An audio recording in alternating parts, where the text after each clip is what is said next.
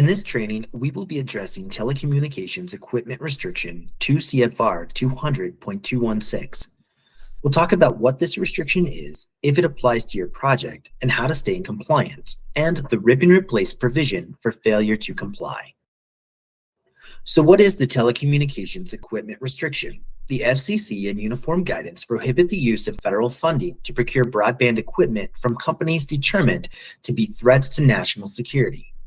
Basically, the NDAA created a vendor blacklist, and recipients of federal funds cannot purchase equipment from these providers for any portion of their project.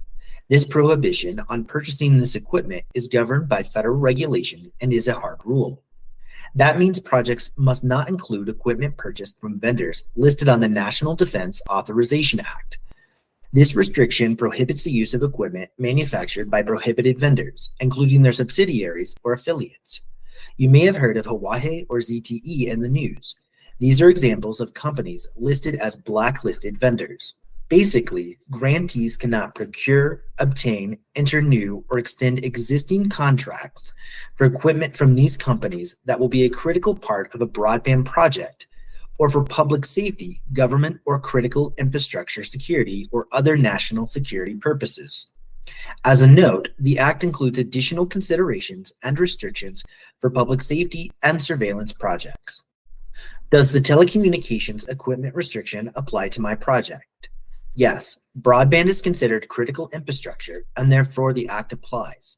State regulations also govern this requirement. So what do I have to do?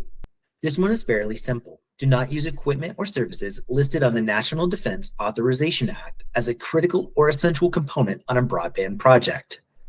CBO will require that you submit an affidavit confirming compliance with this requirement with each invoice, and will monitor for this during in-depth compliance monitoring.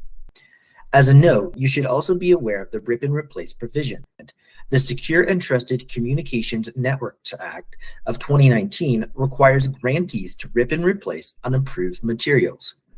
For example, if an internet service provider installs prohibited equipment on a federally funded project, they will be required to remove and replace the equipment with allowable materials at their expense. As of March 2023, this is the list of prohibited vendors. This list is subject to change, and organizations should check the FCC website for the most current list prior to purchasing equipment. Thank you for your time today and your commitment to learning more about the compliance requirements around the Advanced Colorado Broadband programs. Please reach out to us with any questions at advance_cbo@state.co.us.